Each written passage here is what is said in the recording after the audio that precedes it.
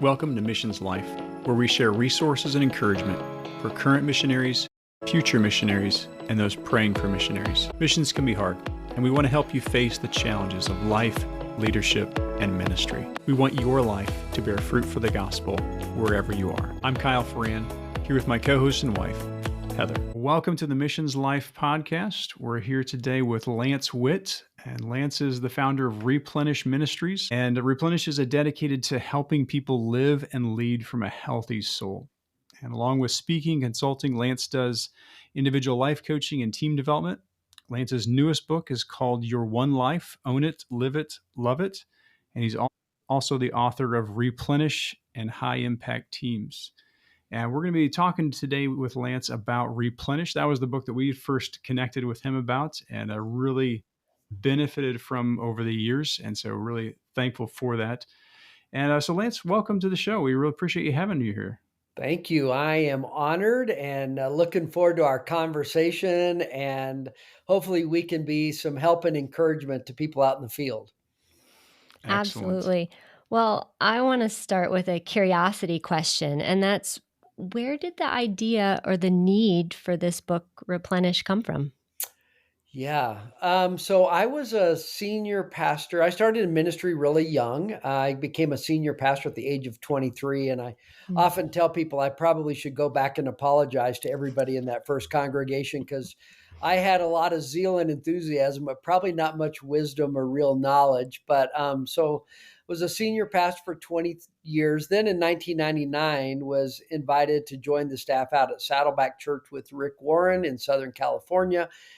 And originally, he came on as the pastor of discipleship, then took on small groups, led their spiritual growth campaigns, became one of the teaching pastors, and then eventually, over a couple of years, became the executive pastor over all the ministry side of the church. And I was there when Rick wrote the book Purpose Driven Life, which, as you can imagine, was a huge game changer for him, our staff, our congregation. And I always tell people it was both the most intoxicating and toxic season of my life all at the same time Hmm. because it was an amazing rocket ride of ministry opportunity and influence, but also came with it a lot of chaos and pressure and fast paced kind of ministry, and I wasn't leading myself very well. Sometimes I tell people I was like an alcoholic who got a job at a bar, and it wasn't really a great combination. Again, to really shorten a really long story, after 7 years of being there, I just began to have this feeling like I just didn't think I could stay. I knew I wasn't doing well. And now I can look back and tell you I wasn't really longing for a different kind of ministry. I was really longing for a different way to do life. And so, over about 6 months, my wife and I prayed a lot, talked a lot, had 4 conversations with Rick, and finally made the decision that I needed to step away. And I didn't have another job to go to, didn't have another church, another income. Was felt risky. It was a step of faith, but I just knew we had to make a change. So I was just not in a great place. I was in my mid 40s. I would describe myself as sort of confused and lost and disoriented.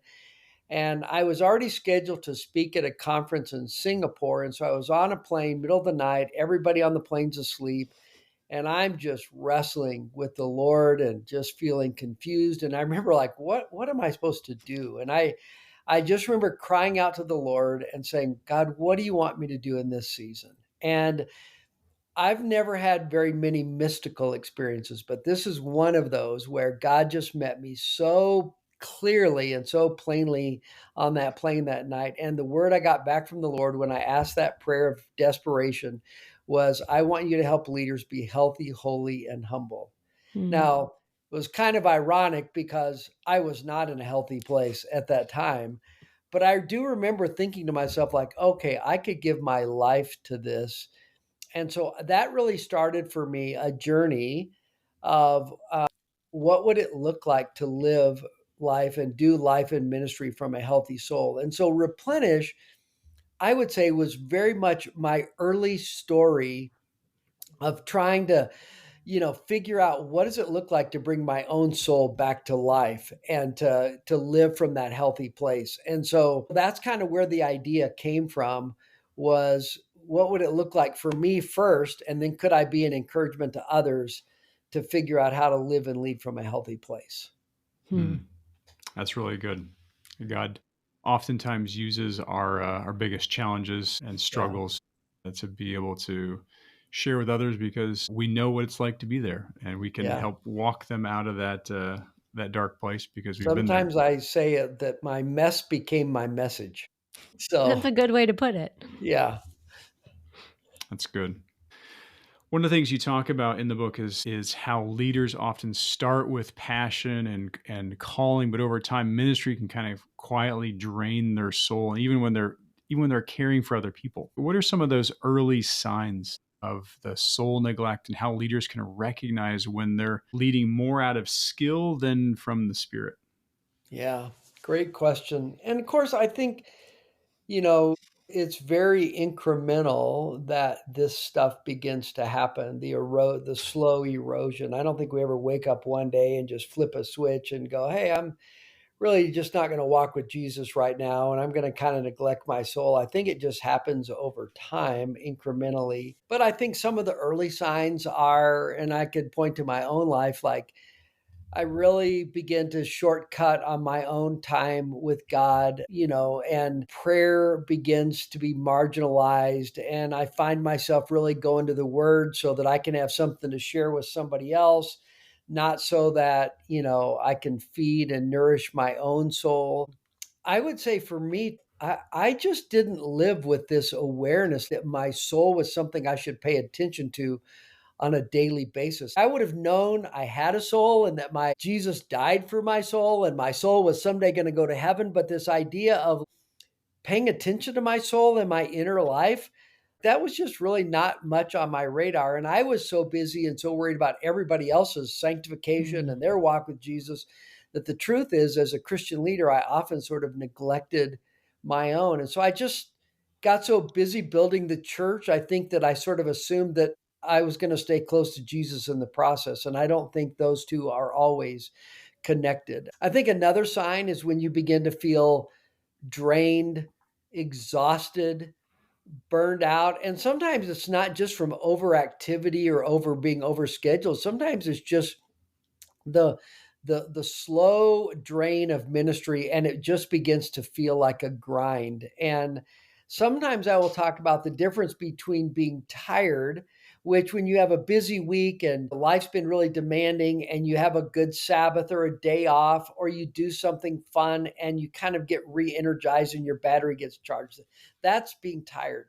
But I think being weary is something different, and that is there's kind of this slow grade draining of the battery of your soul, and a day off or a Sabbath doesn't really recharge you. And so I think, to me, when you begin to just feel that sort of like, man, every time I turn around I feel exhausted, I feel weary, I don't have any energy, those to me would be some signs. Another one, I think is very much true is I begin to lose patience and don't have much love for people. And we're in the people business, but the truth is, when I begin to neglect my soul, I become more irritable. I can become a little more defensive. I'm just not gentle and loving toward people. And so for me, that's one of the signs. And often my family and my spouse feel that first before it leaks out on other people. But for me, those would certainly be some, the signs. And, the other part of your question, Kyle, about how do you know when you're leading more out of skill than the spirit? That's a really interesting question. I don't know that I've ever been asked that exactly, but here's a couple of things that come to my mind. I think one is when I'm really just leading only out of skill, I'm always focused on strategy and Mm. on my kind of human leadership skills, if you will. I think another sign for me is like I'm a doer and I like getting stuff done and I like working. And so I'm a sort of fast paced person just by my nature and personality, which is kind of ironic for me to have a ministry called Replenish. But I tend to move real quickly. And I think part of what it means to lead by the Spirit is you slow down and you ask God, what is your will for this situation? And you move into discerning what the Spirit is saying to you, instead of, I think, especially when we've been doing this for years, we can just rely on our own experience and our own wisdom and kind of that skill side of life. And so for me, part of trying to lead more from the Spirit is like, I've got to slow down and actually discern sort of what is the Spirit doing and how's he moving in this situation. And I think also for me, it's been like early on, I was just so obsessed with leadership. And it was all about like being strategic and smart and being persuasive and building great teams who are high performing. And I think what often happens when that becomes your preoccupation is what gets pushed to the margin is prayer. Hmm. And prayer is that place where I think you stay dependent on the Spirit. And so to me, if I'm going, okay, if my prayer life has been marginalized, if I'm just constantly focused on strategy, I'm always moving quickly, those to me might be signs like, okay, I'm probably not paying attention to the Spirit maybe as much as I could and should in my leadership. Yeah. No, that's really good. I think that's been an area for me that's really been standing out. My prayer life is the measure of, or the measuring rod of my dependence on God and how much I'm trusting in Him. And if it's prayer is not a priority, God's power is not a priority. It's probably Yeah. my strategy or something else. An And I think example. as leaders, we have a natural bent toward activity and Mm, doing and external things. yeah. And, again, this sounds terrible to say, but if I'm honest, sometimes it has felt like when I'm praying, I'm really not accomplishing much. And yet that's the place where God wants me is in that place of dependence on Him. I was just reading this morning in my devotions in Isaiah, jotted down. It was in Isaiah 30. It's stubborn children, declares the Lord, who carry out a plan, but not mine, who make an Mm, alliance, but not my spirit. And they may add sin to sin, who set out to go down to Egypt without seeking for my direction, to take refuge in the protection of Pharaoh and to seek shelter in the shadow of Egypt. That's mm, in Isaiah 30. And then in 31, he says, woe to those who go down to Egypt for help, rely on horses, who trust in chariots because they're many, and in horsemen because they're very strong, but do not look to the Holy One of Israel or mm. consult the Lord. And so many times, we consult our strategies, but we're not Yeah. consulting the Lord and we're not really seeking Him. We kind of become like Moses. First time we struck the rock, and so the second time, obviously, striking the rock really works, right? Well, Yeah. not so much. So we Yeah. need to be taking the time for that. So that's Great a passage of scripture. Thanks for sharing that. yeah, no, that's just been something God's been challenging me with, is just that prayer and dependence on Him. And we don't have horses and chariots, but we do strategy, like you said. Yeah. We go to our leadership strategies, and so what is it we're depending on? It's huge. Yeah. One of the things you write about is that the greatest leadership tool a pastor or missionary has is a healthy soul. Why do you think that message is so often overlooked in leadership training and ministry preparation? Yeah, the first thing that comes to my mind is because we have adopted the world's view of success. And the world's view of success is bigger and better and more is always good, which I think is way more about doing and achieving. And so, you don't need a healthy soul to just be focused on making something bigger, right? And so I think and in our current leadership culture over the last 30 to 35 years, we've constantly been hammered with grow, get bigger, make your mark. And that became our metric for success, kind of size and expansion, not the health of an inner life. And so I think inadvertently, we've put all the spotlight on strategy and leadership and vision and get bigger and expand. And we've kind of unintentionally just sort of minimized the importance of the soul. Now, I do want to offer one piece of context for this because when I was a young man coming through Bible college and seminary, I wouldn't say I was so much taught the ways of the soul, but I was taught like how to pastor, how to preach, how to understand scripture, how to understand church history. What I wasn't taught was leadership. And so about 35 years ago, guys like Rick Warren and John Maxwell came along, and there was such a void of leadership because where I lived every day as a pastor is I was trying to lead a congregation and I didn't know how. And so these guys came along and began to teach us how to lead. And so they were meeting a tremendous need and filling a void. I think the problem is not that we brought leadership training into the mix. The problem is we swung the pendulum so far the other way that it just became all about leadership and all about strategy and vision. And I think we've seen, especially in America, where very high profile, very gifted pastors lost their way with their own soul and they neglected their own inner life. And they ended up chasing the spotlight of leadership and vision and success, and they blew up their lives. Mm. Leadership isn't bad. Growing something isn't bad. Achieving isn't bad, but it has to be anchored into a healthy soul. And I think we need a much more kind of clear and developed theology of ambition. Hmm. That ambition is good, but when it gets hijacked by my ego, it ends up being very destructive. So there's a guy named Parker Palmer, and he has this great quote. He says that every man or woman needs to pay attention to what's happening inside himself or herself, lest the act of leadership do more harm than good.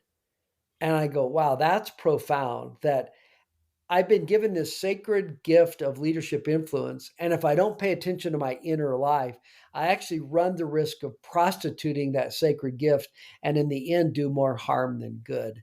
And so that's why I think it's important that we got to shine the spotlight back on the health of a person's soul.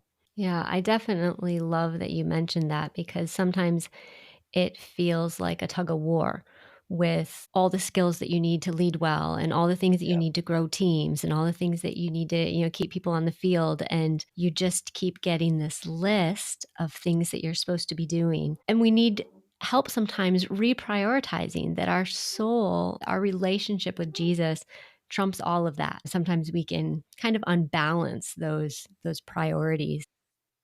Yeah, I think especially in the current leadership context, that's really true because a lot of our leadership training fuels the vision, strategy, impact side of our life and leadership.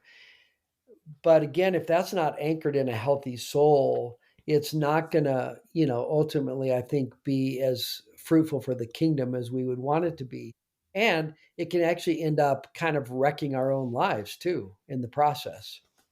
Oh, Yeah. absolutely. One of the keys to that is like, what's our goal in that? If our goal is size and things like that, and it's not determined by or set by seeing God's honor being number one, then that can hijack it and we take the credit for it. And our strategy gets the glory, or our leadership ability gets the glory instead of God getting the glory, which would come back to that first point we were talking about earlier about prayer.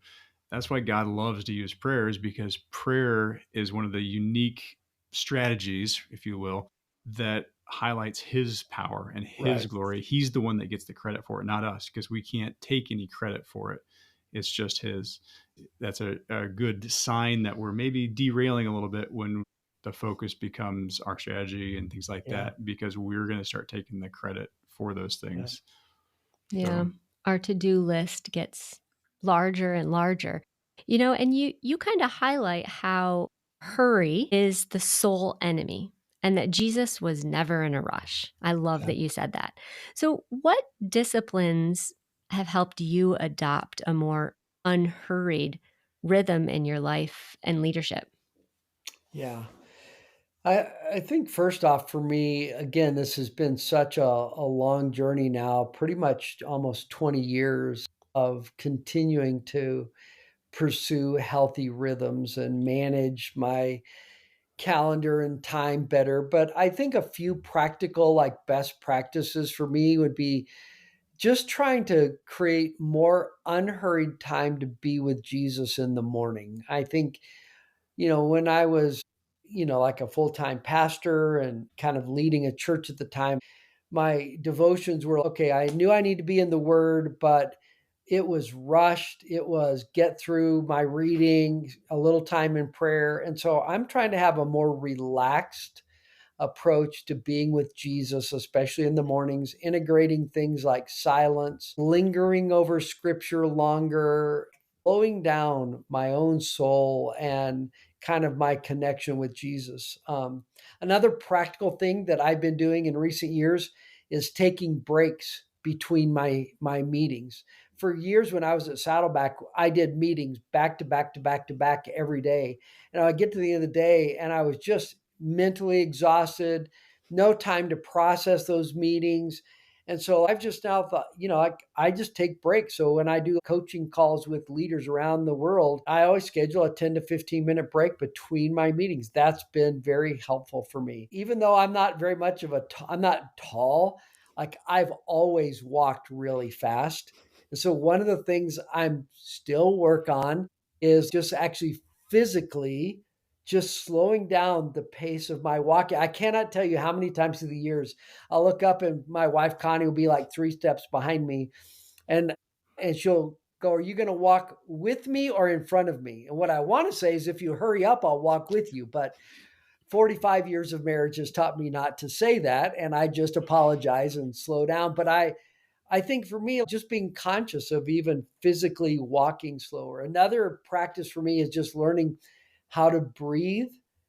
Breathing more deeply slows down your mind, calms your mind. I think things like paying attention to sleep. I think I, Mm. for years, lived with a sleep deprived kind of reality. And I would have almost worn that as a badge of honor because I would have said, "Yeah, I don't So need much true. sleep because I'm giving my hours to Jesus rather than to sleep." And I'm going, that is dumb and a short-sighted way to live. Sabbath, the practice of Sabbath, setting aside this rhythm of one day in seven that isn't about work, it's not about being productive, it's not about achieving. It is a day of rest and being at peace with God and with myself. And so I think you got to attack it from all these different angles. And here's the last thing I would say on this. I think there's a surefire strategy for beginning to slow down and develop some healthy rhythms, and it's called getting old. As someone who is now in their mid 60s, I always tell people, like, you are going to slow down someday because it's coming for you too. You might be in your 30s now and you're hustling and scrambling and going hard and sleep deprived, but someday old age is going to catch up with you. So God does have a strategy for helping you learn how to have an unhurried rhythm of life. So you might as well get on the front end of it rather than have to have it forced on you later in life. There you go. No, I think all of those suggestions are excellent. One of the things that we've noticed is that when we are in the middle of hurry, we're not having creative thought.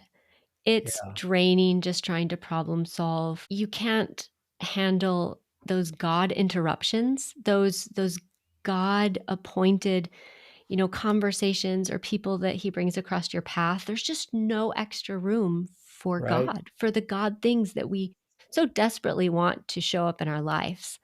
But when we are in that rat race, so to speak, it's really hard to have extra time for God to do things. And it's weird because in ministry we say, yes, we want God to show his power. We want God to show up and do the miraculous, but we don't give him time sometimes. Yeah. And I think we have to realize this is not just a time management issue, it is a soul issue. So I remember one Hmm. day I was working on my schedule and calendar, and once again, I had overcommitted, overscheduled my life, and I was trying to move some stuff around. And it was just like in this moment, the Holy Spirit just ambushed me and took the spotlight off my calendar and put it on my soul. And I just began to hear questions like, "So, Lance, why are you always so compulsively busy? Why do you say yes to everything all the time? What's driving that? What's behind that?" And it just began to put me on this kind of journey of like, yeah, this isn't just a time management issue. There is something inside of me that's broken and that is pushing me to always be compulsively busy and fill my calendar to overflowing. And So it was just really helpful for me to realize, like, oh, this isn't just a productivity or time management issue. This is actually a soul health issue. And I needed to get down to some of the root cause of it. Mm, yeah. That's really good. It's kind of ties right into the next question there, just about Sabbath. And, Sabbath's not just a good idea, it's a gift, it's a commandment. And what has Sabbath rest taught you about your trust, identity, and maybe the illusion of being indispensable? So I think that can kind of tie into our Yeah. propensity to overschedule ourselves. What are your thoughts on that? Well, first off, I like that you refer to Sabbath as a gift, that it's not just another spiritual obligation. Like it's actually meant to be a gift to us. The main thing Jesus taught on Sabbath in Mark chapter 2 in the New Testament was the Sabbath was made for man, not man for the Sabbath. I think Jesus was saying to those religious leaders, like, hey, this was meant to be a gift to you. It's a get to, not a have to. And so I think for me, that's a really important starting place. But in terms of its benefits and what it's taught me about trust, because I think I have, and I'm sure none of the missionaries that you work with deal with this, but I have control issues.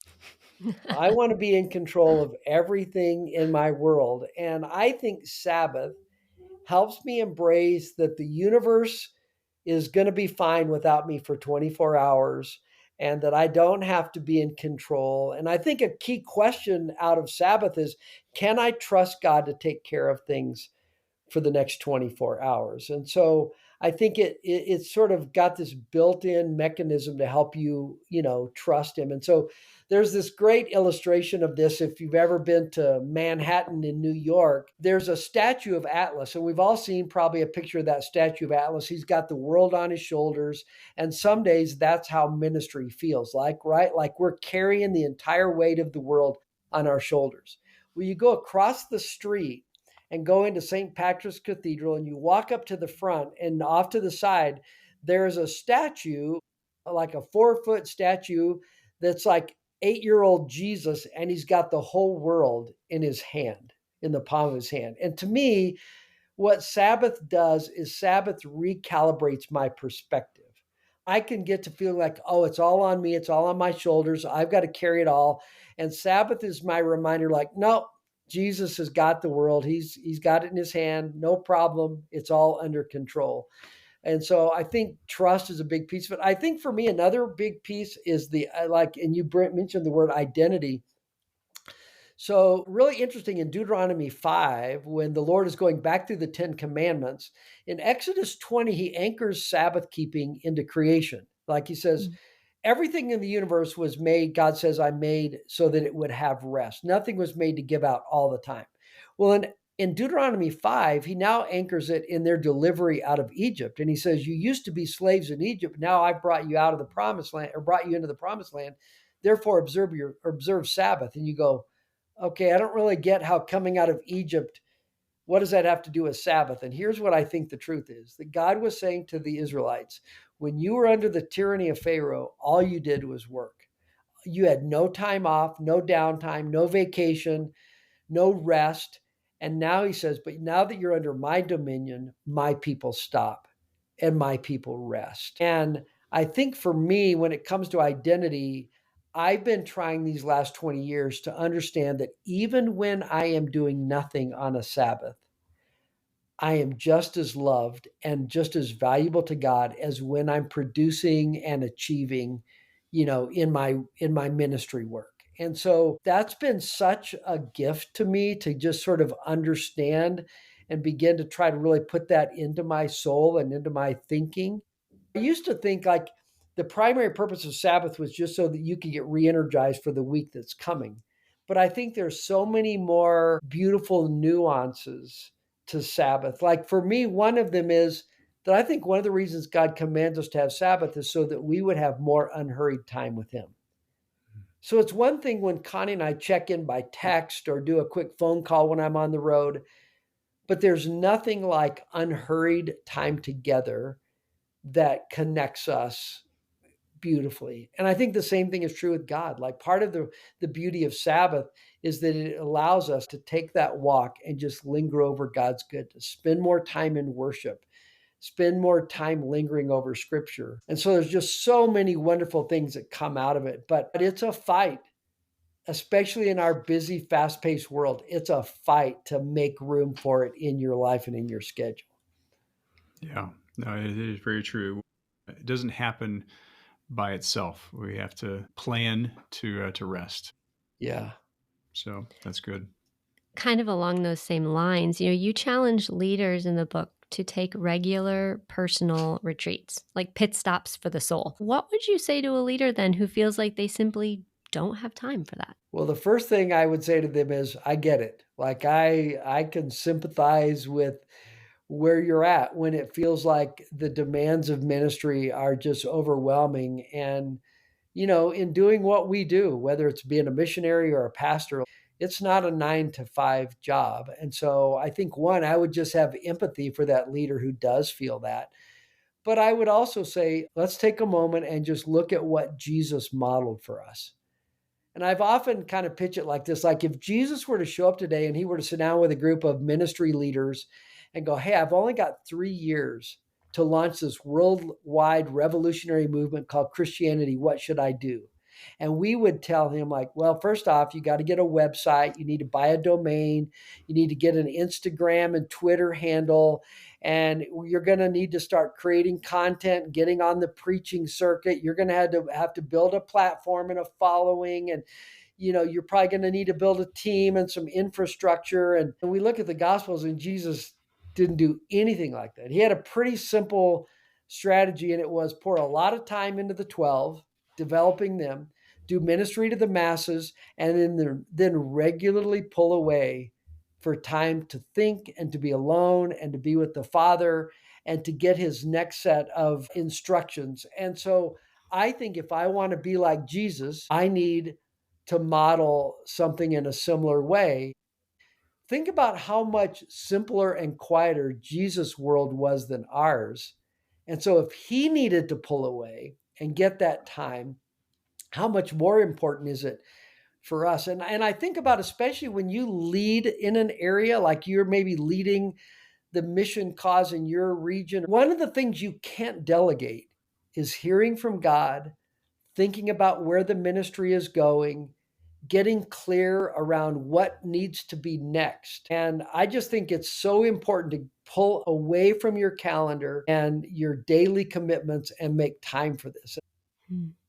Again, I think I would sit down with that leader and go, I get it, but how about if we get out ahead of your current commitments and let's get something on your calendar for quarter 3 of this coming, of this year.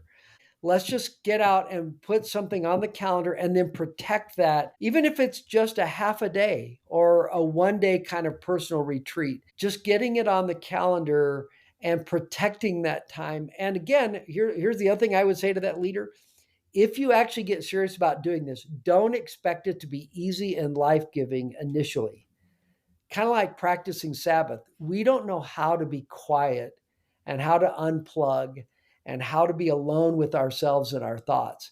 And so it takes a little bit of time, but eventually you look forward to those times when you can have that quiet and be alone with God and, just reflect and think. And so there's a book I sometimes recommend. It's got the most funny title.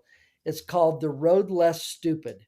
And it's a book that's all about think time. And this guy has like probably 250 questions that he uses for these think time sessions. And occasionally, because I'm kind of like, okay, what would I do if I set aside a half a day or a day? Well, it's been helpful for me to go and look through some of his questions and just go, okay, I'm going to spend an hour just thinking, asking God, processing what the Spirit is saying to me, journaling down my thoughts, and just get quiet before the Lord. Maybe a missionary wants to pick up that book as well. Very helpful. I love that you said we can't delegate away hearing from God Yeah, or having that time with God. Because I think right now we are in a culture that's all about delegation, all about AI platforms, or what things can we use to speed up our work, to just hurry it up more. And granted, all that can be used very wisely, and sure. delegation is a positive strength and stuff. But it's very true. I cannot delegate away my time with God or prayer or hearing from God. Thank you for saying that out loud. I found that really helpful. Thank you. Another thing you shared about was Jethro's system for Moses wasn't just about efficiency, it was about creating space for spiritual life. So, a lot of the same stuff we're talking about here, but unpacking that a little bit, how can leaders build systems that actually protect their time with God rather than crowd it out? So obviously, the story you're referring to is in Exodus 18, where it's such a fascinating story where Moses, Jethro comes and he goes to work with Moses. Always, when I'm teaching on this, I say it must have been bring your father-in-law to work day. And Jethro observes what Moses is doing all day and he goes, okay, this is nuts. Like, you are the single decision maker for 2 million people, going to the promised land. Like, this is a crazy way to live. And he says, you're going to wear yourself out and you're going to wear out the people as well. And he basically says, you need to recalibrate your job description, Moses, and you need to set aside time to pray. You need to train other leaders who you can delegate some of this to, and then you need to set up a structure that will allow you not to be the only decision maker. And Mhm. so when I think about, like, basically Jethro said, Moses, you need to own more greatly your spiritual responsibility. And so when you ask, like, how can leaders build systems, I would say the starting place is to, one, just take extreme responsibility for your own life and time. I love this quote I use a lot from Henry Cloud. He says, you are ridiculously in charge of your life. And I would say, as pastors, missionaries, ministry people, we have a good bit of autonomy over our time and schedule. So sometimes I've played the victim card in the past and, like, like, oh, I just can't help. No, I actually have a lot of autonomy over my time. I'm in charge of my life. And then I'd say the second thing is you got to grab your calendar by the throat. You have to have systems in place where you go, I'm going to set aside time for prayer. I'm going to get out ahead of my current commitments and I'm going to designate an entire day just to be alone with Jesus. Or I would say to leaders, because I do a lot of life coaching and we design leaders' ideal week, and you go, I've just kind of been doing the same approach to my week like I've been doing for years. Well, maybe you're in a different season of life and you need to think about your life differently. There's an old productivity principle: we make in the morning and we manage in the afternoon.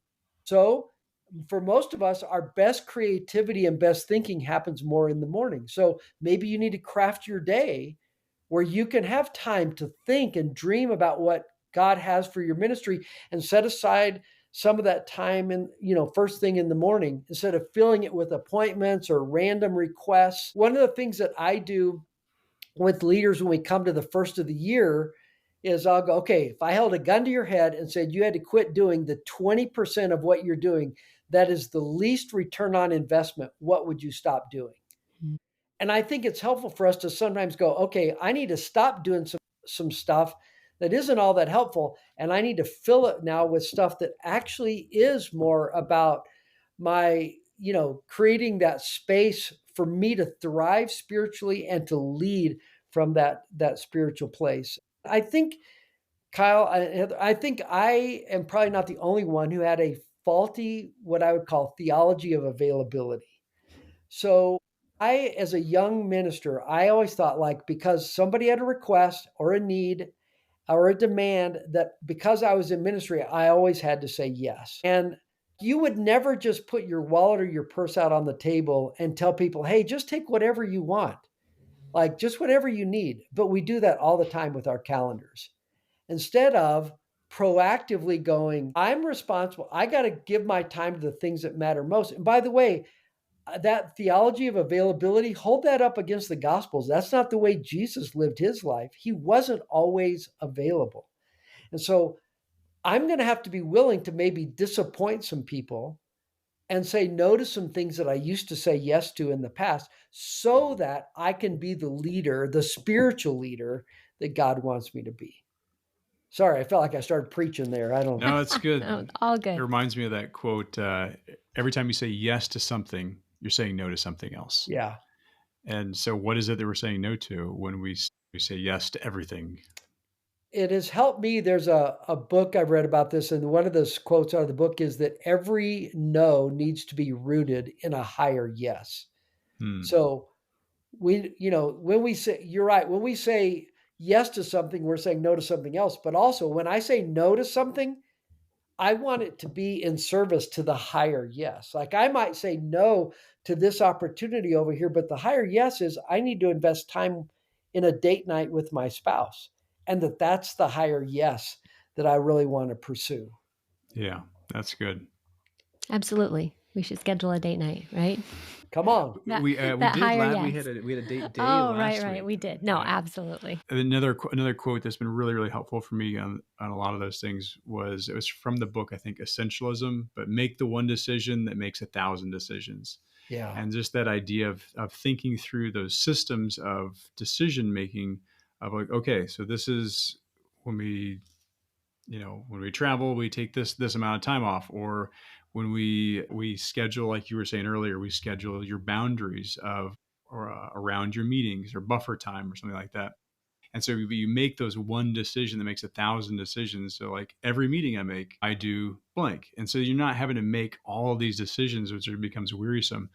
But if you make these decision making paradigms and patterns, then each time that same decision comes up, you've already made the decision, and Right. it's just habit. And Yeah, I love essentialism. Another thing that Greg McEwen talks about in there is creating an opportunity filter. Like what are the criteria through which you run through this filter that help you know what to say yes to and what you're not going to say yes Mm. to. mhm. That's been really helpful for me in my ministry. When you live in a sort of opportunity rich environment and there's always stuff you could give yourself to, it's like, how do you discern what is really most important? And so having that filter helps you know what to say yes to. So it's a great book. I encourage everybody to read that. Yeah, it is really good. One of the things you mentioned was that when approval becomes a driving force for leaders, it shifts our motivations and it causes us to filter those decisions through what will people think instead of what's the right thing to do. Can you maybe talk a little bit about that tension, how leaders can stay focused on what's right and when there's the pressure to please people, and how maybe they can fit that into that opportunities filter Mm, that they have? yeah. Well, first off, let me just say I'm like the president of the Approval Addiction Club.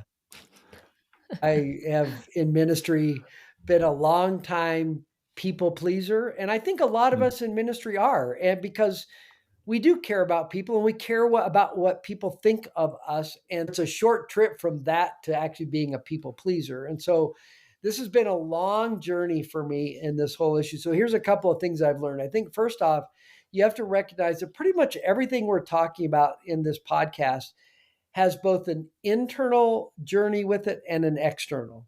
The external is like your behaviors and the actions you take, the words you speak, but there's also an internal journey around like what's going on inside of me. Why do I feel like I always have to say yes? Why do I feel like I am always so concerned with what everybody's going to think? Why am I afraid to do what I know is the right thing because I know people are going to be frustrated at me? And so I think for you to realize there's both, you've got to do some of the hard internal soul work, and then that needs to inform how some of your outward actions and behaviors will look. And so I think for me, part of the where I feel like I really have, like, this has been one of those areas where I've really gotten some victory, but it's partially because I've been slowing down to do the hard internal work, growing in my self awareness around some of these people pleasing issues. And I really believe, because I get to work with a lot of leaders all over the place, and I do feel like lack of self awareness becomes a lid for a lot of leaders in Mm. ministry. And so there's a psychology term that I think is a very biblical concept. It's called differentiation. And I've been trying to learn how to lead as a differentiated leader. And a differentiated leader means I can be connected to people, authentically interested in them, love them well, but not need anything unhealthy from them. Like my sense of identity is not rooted in their words about me or their Mm. opinion of me. And so for me, trying to walk in that place where I don't want to stiff arm people, I do want to love people well, but I also don't want to be in a place where I need something from them that is unhealthy. I think part of this also for me is learning to what I would call manage the moment. Moments and thoughts of insecurity or people please are going to show up at my door, but I don't have to invite them in for tea and dessert or cookies, right? I have this moment when I get to make a choice. So there's this great quote, I'm going to read it to you so I make sure I get it right. It's from Viktor Frankl, who wrote Man's Search for Meaning. He says, between stimulus and response, there is a space. In the space, there is the power to choose our response. And in our response lies our growth and our freedom. And so for me, part of my journey to transformation in this has been learning to manage the moment, that when those thoughts come at me that are people pleasing, insecure thoughts, I have sometimes that narrative in my head that goes, man, I suck. I'm no good. I'm inadequate. I'm not enough.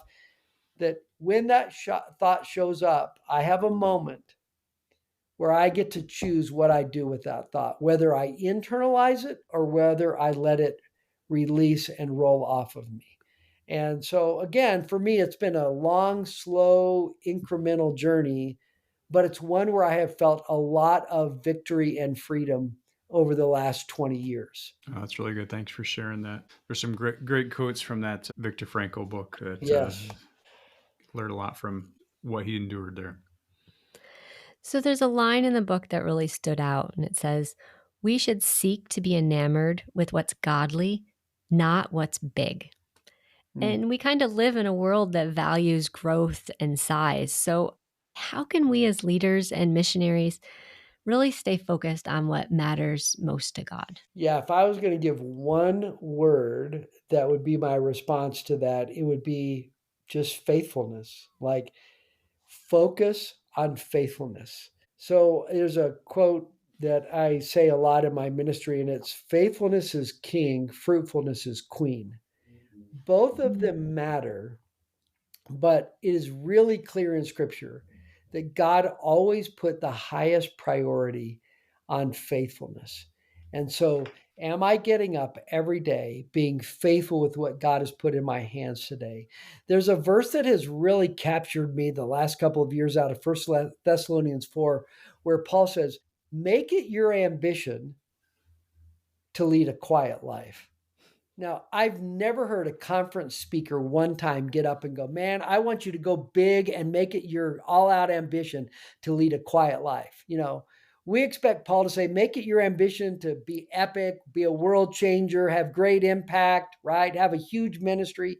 No, he says, make it your ambition to lead a quiet life. And to me, that is, and he goes on to say, like, work with your hands, keep your head down, focus on what you've got in your hands today.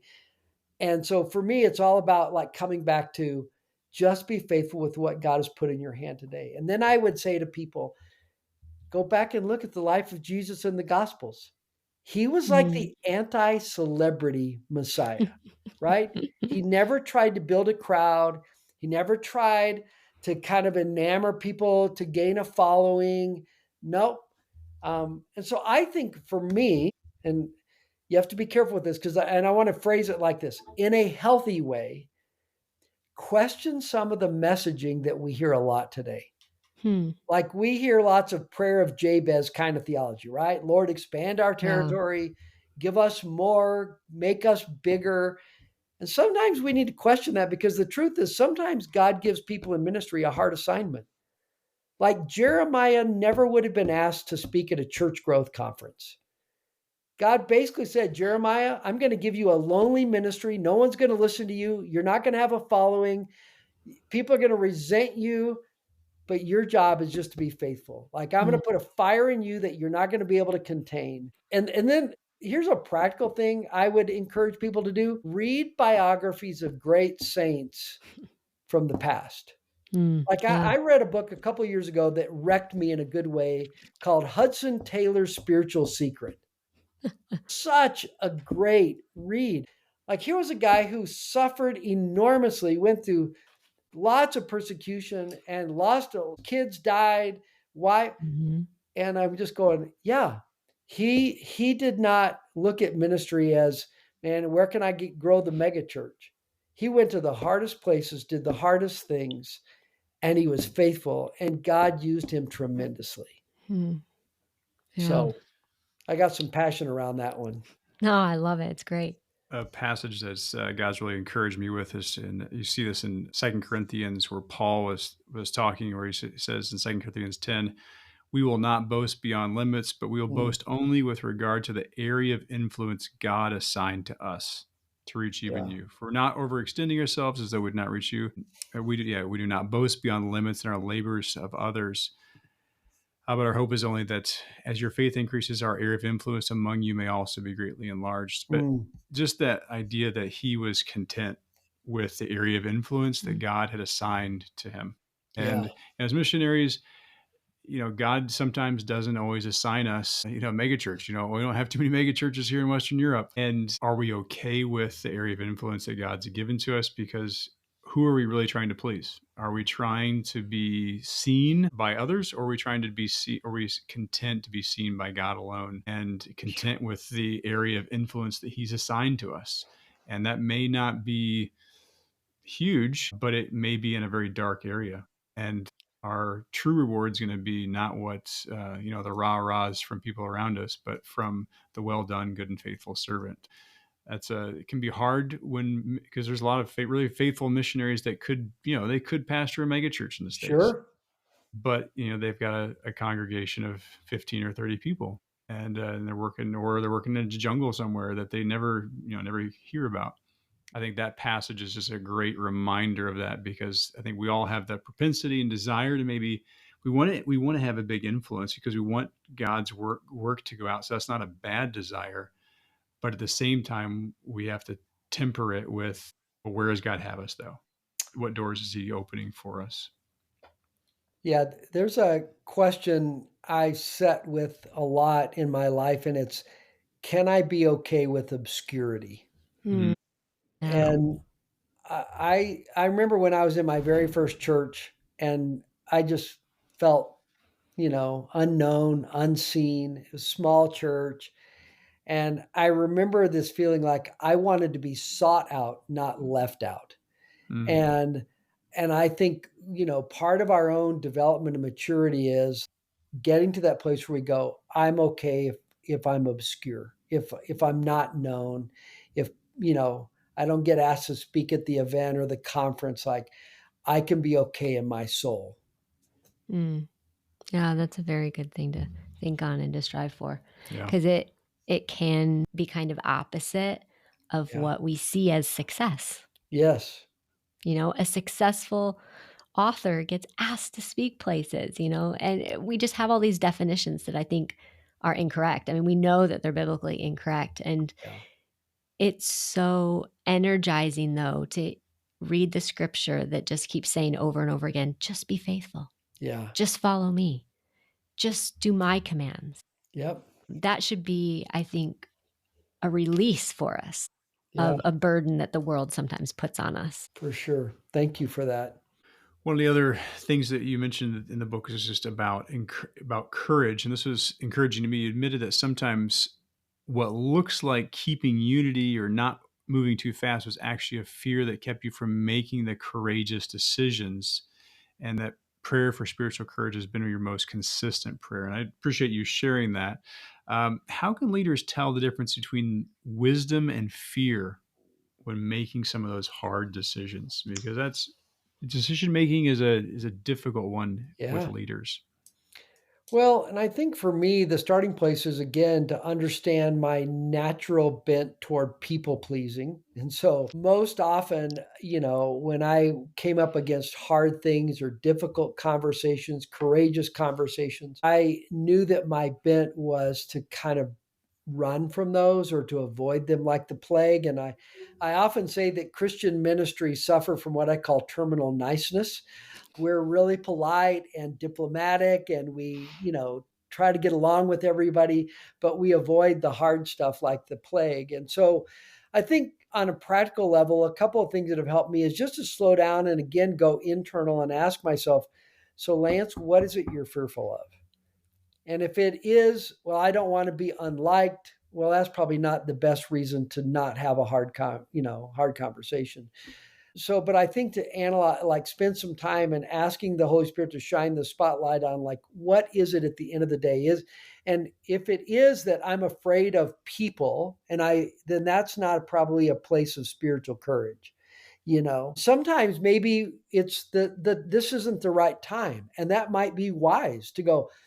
I need to wait for a better moment to confront this or have the hard conversation. I think it's also been helpful for me to just regularly ask myself, what's the right thing to do in this situation? And if I linger with that, most often I usually know. Mm. Mm.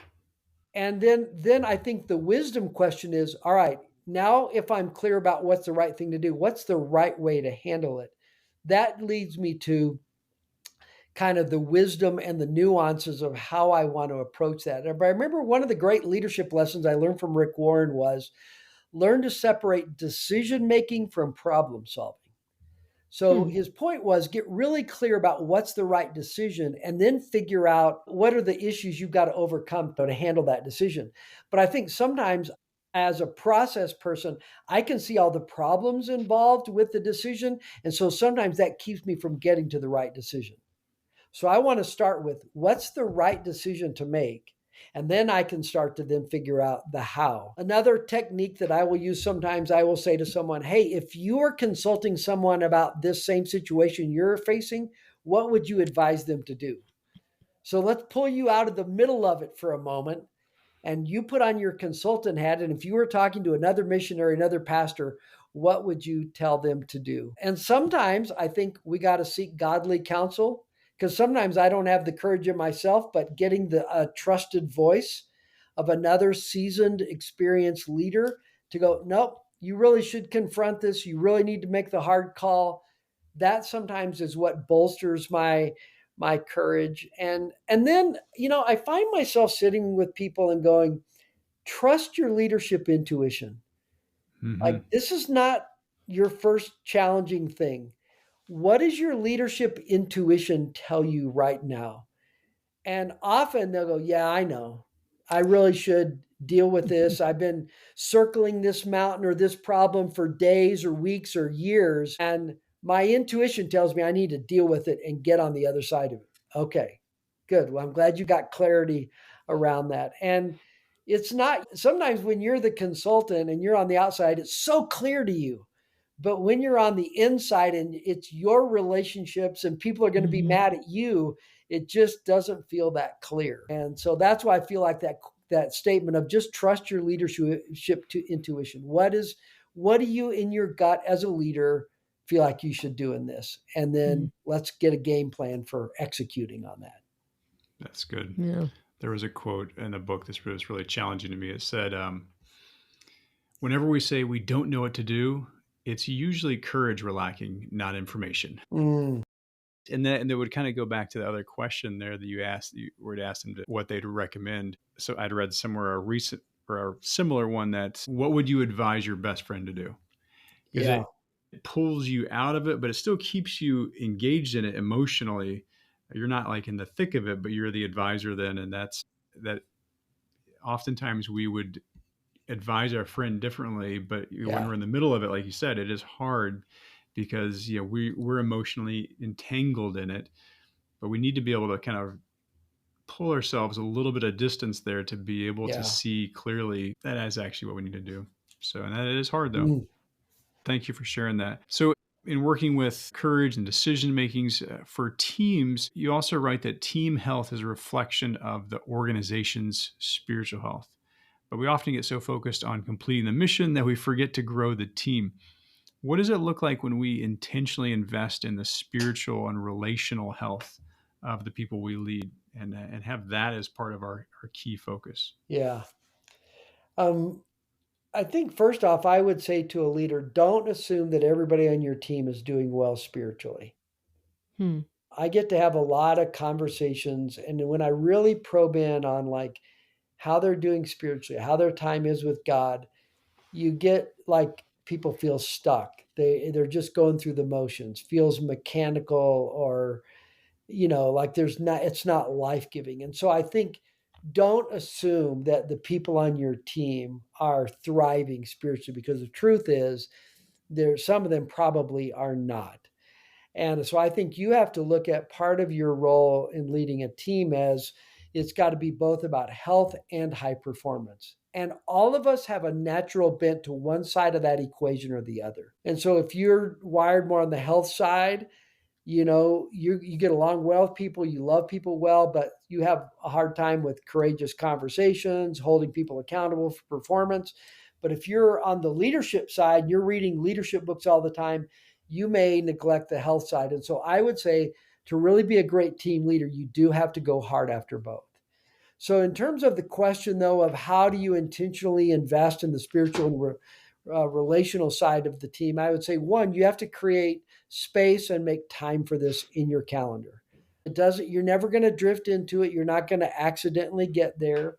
And if you want to do just a couple of practical things, I would say create space for people to really share their story. Not the 3-minute version, but the 30-minute version, and really walk through their life. What have been the defining moments? What have been the key relationships? Where have they been disappointed and hurt in their life?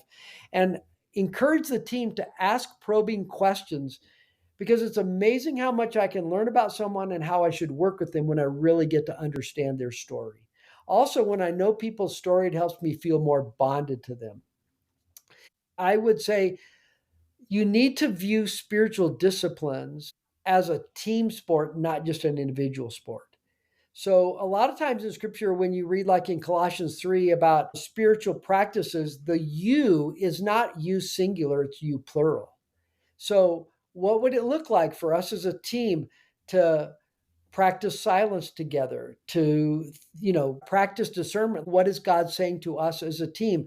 To do things like lectio divina, or fast around a particular thing as a team, to create space for what is God saying to you in your time with God this week and out of scripture. And so I think to just think about the things that we can do that would raise the spiritual temperature of those that we lead. And the great thing is, I think we will create an environment where people feel like it's not just what we want from them, but it's also what we want for them. Mm. And what we want for them is for them to be thriving and flourishing spiritually, not just getting a lot of work done, but actually also doing it from that really deep, spiritually alive place. Hmm. Yeah, I mean, that dovetails right into the next question that I want to ask you. You mentioned in the book this question: how is it with your soul? Yeah, Why should we be asking others this question? I mean, that seems pretty personal. it does. And I would say not only personal, but it also feels awkward, because we don't talk about the inner life and the stuff of the soul very often. And so the first answer I would give you to your question is because your soul is actually the real you. Like, we know that the soul is immortal, and that someday your body's going to wear out and die, and it's going to take its last breath, and your heart's going to beat for the last time, and they're going to put your body in the ground. But that's not the end of you, because the real you is your soul. And so I think beginning to ask questions that are about who you are in your inner life really matters. And we also know biblically that the Christian life flows from the inside to the outside. It always goes from root to fruit, from the invisible to the visible. It's why Solomon in Proverbs 4 says, above everything else, guard your heart, your inner life, because everything you do, he says, flows from it. And so I think asking the soul question gets the team comfortable with talking about our inner lives and how we're actually doing in our being, not just in our doing, but how we are in our soul. Does my soul feel alive and connected to Jesus? Is my soul thriving, or am I, in this place of discouragement and my soul is exhausted? What's going on inside of me that I should be paying attention to? And I think the soul question begins to get at some of that. Hmm. Hmm. Are there some, other than just asking that question, what are some other practical ways to help come alongside a pastor or a missionary who's discouraged or struggling in their soul? Gosh, first thing that I think of is like, just be a loving, accepting friend with no judgment. Sometimes you don't need to be the person who's fixing the other person. Man, that's something I'm trying to learn in my marriage. Sometimes my wife will look at me with a lot of frustration and go, "Right now, I do not need you to be my pastor. I just need you to be my husband." Or she goes, "You know what? I'm probably actually smart enough to figure out the answer to this. I just need you to care." And I'm trying to apply that to my other relationships where I just come alongside and practice the ministry of presence. I am a good listener. I ask good questions and I just walk with them in their pain without having to fix anything. And then I think as I get older, man, this means so much to me as I get to be this age. I just really want to love people well. And so I want to drip encouragement and words of blessing and gracious words into their spirit. There's this interesting passage in Luke 4 when Jesus launches kind of his public ministry, and he says from Isaiah, I've come to set the prisoner free and release the captive. And at the end of the passage, after Jesus sets down the scroll, it says everybody was looking at him like, "Hey, are you going to say anything?" And he goes, "Today this has been fulfilled in your hearing." And then the very next verse says, "When people heard them that day, they were amazed at how gracious his words were." Not how powerful or persuasive or influential, but how gracious. And I want to be one of those people that just constantly drips encouragement and graciousness in people's lives. And then I would also, if I'm thinking about a person like this, because I deal with a lot of people like this, I would say I want to help them pay attention to what it looks like to live a great life, not just do great ministry. Hmm. And to focus on, hey, let's focus on you living the life God has for you, the one and only life you're ever going to have, and then do ministry out of living and actually a great life. So Deuteronomy 30, the Lord invites Israel into this life of blessing. And he says, if you return to me, I'll give you bumper crops. I'll increase your number. I'll protect you from your enemies. He goes, I'll delight in you and you'll delight in me. And then in verse 11, he says, now what I'm commanding you today is not too difficult for you. It's not beyond your reach. And I just think with a very open hand, God says, I am making this wonderful life available to you. And it has nothing to do with your geographic location, the size of your income, or the size of your ministry. And so if I was sitting down with that person who's discouraged or struggling, I'd go, hey, let's talk about your rhythms. Let's talk about Sabbath. Let's talk about, your marriage and about like, are you aligning your time according to your values? So those are some things I would do to try to be an encouragement in the life of that leader. That's all really helpful. Yeah, this is good. So we're always reminded of that, just the power of our words. Yeah. In Proverbs, there's just gracious words are like honeycomb, sweetness to the soul, and health to the body. And just that idea that your words, just the power that they have to be able to change people's Yeah. hearts and lives and Yeah. encourage and uplift them, is just makes you realize just how important those investments of words are that we can give to others, or just to be listening. And just that presence, like you said, is sometimes speaks volumes as well. Thank you. Is there any other encouragement that you would like to share for our listeners? I mean, there's part of me that would love to just be able to sit down and have lunch or a cup of coffee with the missionaries that you work with. And I think the main thing I would want to say to them, looking across a table, looking them in the eye would be to say, thank you for saying yes to Jesus and thank you for saying yes to ministry. Because I've been at this a long time, more than half a century now, which feels kind of hard to even imagine. But ministry's never been more complex than it is, I think, right now in 2025. And so it is no small thing that you are serving Jesus in such a time as this. And thank you for your willingness to step into the hard places, to be down in the trenches, and to take on some of the challenging assignments that God has for anybody. Kind of my verse that's become sort of a life verse for me with Replenish is from Jeremiah 6, where he says, it's the Lord talking. He says, stand at the crossroads and look. So stop, take a moment to assess where you're going with your life, play the movie forward. Then he says, ask for the ancient path, like go back to the wisdom from the past that has served people well for having a healthy soul. Ask where the good way is. And then he says, walk in it. I'm just a really practical guy. And I would go like, find practices and ways that you can live the life that God has for you. And then I love how he finishes this verse when he says, you'll find rest for your soul. Hmm. And I think for some of us, the greatest need in our life isn't another strategy, another conference, another resource. What we deeply long for is to have peace and shalom and rest in the depth of our soul, no matter what our external circumstances are. And so I would pray for that for those that you guys serve. Thank you for that. Those were good words. Yeah, that is a great, great joy and peace we can find when we do rest in him and follow him that way.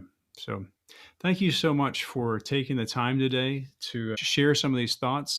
In our show notes, we'll make sure we include a link to your website, which has your books on there, and probably some of the other, we'll probably link in there some of the other books you mentioned during there if people want to check those out as well. Okay. But thank you so much for your investment through writing and through speaking. And I pray that this will be a blessing and an encouragement to others as they listen. Well, thank you. Thank you both for the time and for what you're doing to serve the cause of Christ around the world. And I'm just really grateful that God allowed our paths to cross and to connect in this way. So thank you. Our pleasure. Well, that's all for this show, and we want to thank you again for spending your valuable time with us today. If you enjoyed this episode, please consider taking just a moment and giving us a great review. Your review will help people find the podcast and allow these resources to encourage more people. If you took something valuable away from this episode, please share it with someone who would enjoy it. If you'd like to find the show notes, blog posts, and free resources for ministry and leadership, as well as some information on my book, Overflowing, visit kylefarran.com. That's KYLEFARRAN.com. Hope to see you soon on a future podcast.